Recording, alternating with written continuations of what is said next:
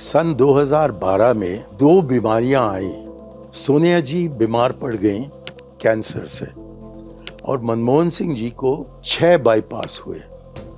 तो इससे लोग बलहीन हो जाते हैं। उसी समय राष्ट्रपति की चुनाव होने वाली थी, तो एक मौका था कि पूरे कदर और आदर के साथ हम डॉक्टर मनमोहन सिंह, जिन्होंने देश के लिए इतना किया है, हम उनको वो ऊंचा पद दे दें राष्ट्रपति जी का। और कि जो प्रणब मुखर्जी, जो कि अच्छे हाल में थे, उनको प्रधानमंत्री बना देते तो शायद जो नतीजा हुआ 2 साल के अंदर 2014 में, वो हम हार जाते, लेकिन जहां की हमें 44 सीट मिले, शायद हमें 144 सीट मिल सकते थे। एक जगह आप किताब में लिखते हैं कि जब 2012 में राष्ट्रपति के चुनाव का मौका आया, तब आपके हिसाब से प्रधानमंत्री के लिए प्रणब मुखर्जी को प्राथमिकता दी जानी चाहिए थी और राष्ट्रपति के पद पर मनमोहन सिंह को बिठा दिया जाना चाहिए था।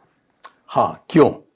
क्योंकि सन 2012 में दो बीमारियां आई जो हमारे दास्तान को तय किया।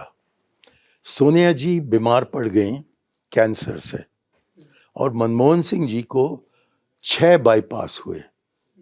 तो इससे लोग बलहीन हो जाते हैं और लीडरशिप दोनों सरकार में और पार्टी में बीमारी के कारण बलहीन होने से पार्टी और सरकार दोनों बलहीन हो गए थे।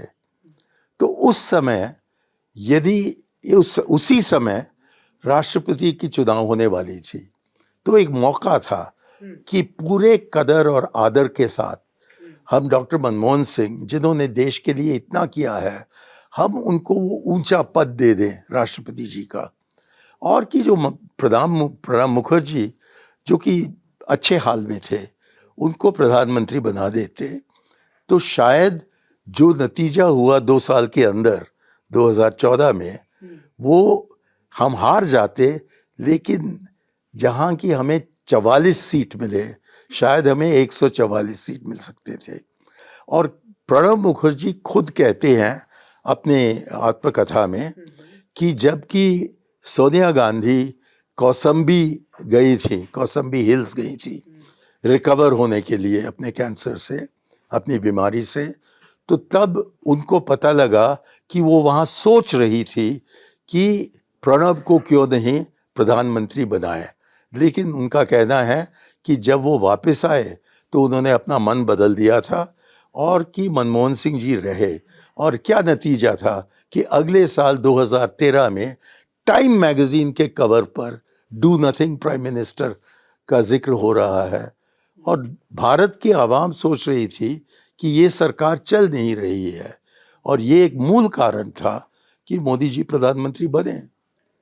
आपने कहा कि उन्होंने हिंट किया कि वो प्रणब को कंसीडर कर रही, लेकिन जो आपने प्रणब मुखर्जी की किताब कोट की है, उसमें उन्होंने लिखा है कि सोनिया गांधी ने एक वेग सा इंप्रेशन दिया कि वो डॉक्टर मनमोहन सिंह को प्रेसिडेंट के लिए कंसीडर कर रही हैं। ये उन्होंने कहीं नहीं कहा कि वो प्रणब मुखर्जी को पीएम के लिए कंसीडर कर रही हैं। उन्होंने कहा, वो कहा है, जहां तक कि मुझे याद है, She had given the vague impression that she was considering making Dr. Singh the presidential nominee. This led Pranav to wonder. That's right. If she elected Singh for the presidential office, she may choose me as the prime minister. वो लिखते हैं। Pranav Mukherjee thought like that. So did I. Yeah. Yeah, तो I for different reasons. जी। लेकिन क्योंकि मैं प्रणब को बहुत आदर करता था, वो एक अच्छे आदमी थे। और इस वजह से कांग्रेस पार्टी के अंदर आपके बहुत दुश्मन तैयार हो गए थे? नहीं, प्रणब तो सबको अपने साथ ले जाते थे।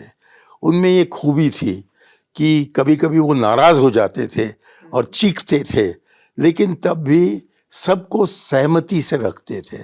और जहाँ की हमारे मतभेद होते थे प्रणब के साथ, तब वो मुझे बुलाते थे और इस तरीके से मुझको समझाते थे कि मैं उनका जो राय है वो अपना लेता था। तो हमारे रिश्ते बहुत अच्छे थे। क्यों सोनिया गांधी ने ये कंसीडर नहीं किया प्रणब मुखर्जी को बनाना? ये आप उनसे पूछिए। पूछेंगे सर। क्या आपको क्या लगता है, आपका इंटरप्रिटेशन क्या है? मेरा कोई interpretation. You are a renowned political commentator, what's your take on this?